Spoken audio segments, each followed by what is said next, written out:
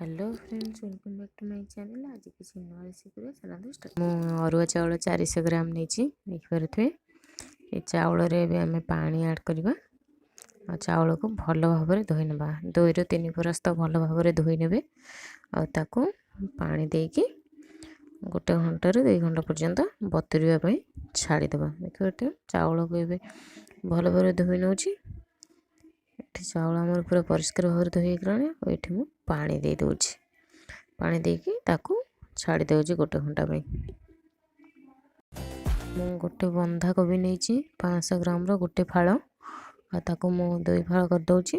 ताकू मु छोट छोट करी काटी नउची। एबे मु बंधा कोबी को पूरा भल भाव रे काटी नहीं जाउची।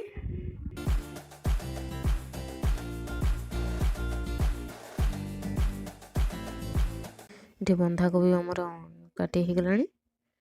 बंधा कोबी मुझे सबुतक बंधा कोबी काटी नहीं। एबे हम एक ग्राइंडिंग करवा।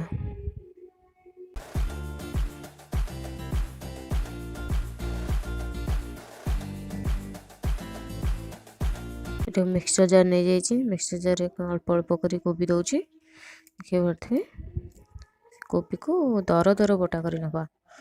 छोट छोट दर दर बटा बेसी प्लेन हो देखिपे केमी बाटिक नहीं सब तक कोबी को छोट छोट कर ग्राइंडिंग कर नहीं जाइए।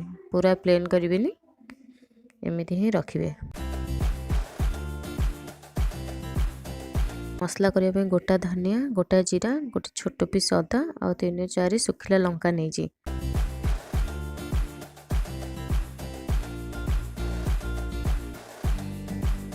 गोटे बड़ साइज टमाटो काटिक नहीं। एबे मसला करने सबुतक गोटा मसला को ग्राइंडर कप दे दूची। देखिए एबे काटिक रखि टमाटो को दे दूची। चाउल आमर भल भाव भिजी जाइए। मुझे छाणिकी नहीं जाइए। एबे से मिक्सिंग जार आम अल्प कर चाउल दबा। चाउल को पूरा चिकन करके बाटी नवा।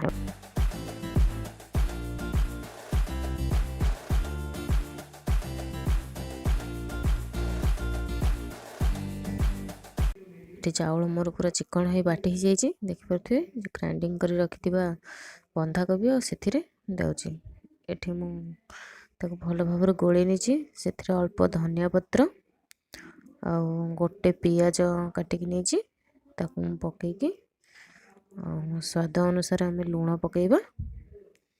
देखिए मुझे गोटे चम्मच और हाफ चम्मच लुण ऐड कर भल भाव मिक्स कर नौचे। बैटरटा को बेसी बहलिया बेसी पतला करें मीडियम रखिए जमी चकुली आण हुए सेमती आम रेडी हो गलानी। एबे स्टार्ट कर मो टावा बसई। टावा आमर गरम हो गलानी। ये 3-4 ठोप तेल मारी भल भाव चारिड़े लगे नहीं। गोटे चम्मच आ हाफ चम्मच देकी चकुली सेप दे दूची। पूरा हल्का हल्का दूची। तेल पूरा हल्का मारे ना उठीज। पूरा चकुली सेप देदेबा भल भाव।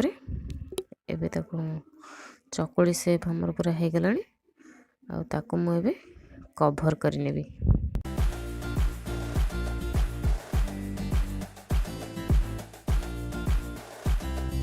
तो भल भाव कभर करनेली। मीडियम फ्लेम रखिए। बहुत बढ़िया भाव देखो कभर काढ़ी देखिए बहुत बढ़िया भाव उपरटा हो जाए। कर साइड टिके टिके तेल ऊपर 2-3 ठोपा तेल पकई आम उल्टे नवा। कहते हमर बहुत बढ़िया कलर भी आसी। बहुत बढ़िया भाव भी आमर हो जाइए। एटा चकुली पिठा हमर पूरा रेडी। देखि पारे पूरा केते बढ़िया कलर आसी केते बढ़िया भाव ये प्लेट में काढ़ी ना। देखिए ये पिठा को काढ़ी नहीं बहुत भल भाव बहुत भल भाव भी सीझी जाइए। केते नरम भी होती। पिठा बहुत बढ़िया से नरम हो।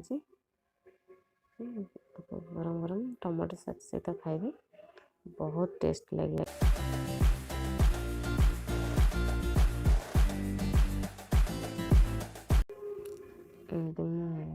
सबतक पिठा को रेडी कर नहीं। देखिए चाउलटा केते नरम केते स्पंजी ହେଇଛି बढ़िया भाବରେ ସିଝିଛି। ଏମିତି ଥରେ କରି ନିଶ୍ଚୟ ଖାଆନ୍ତୁ ଆଉ ମୋତେ କମେଣ୍ଟ କରି ଜଣାନ୍ତୁ।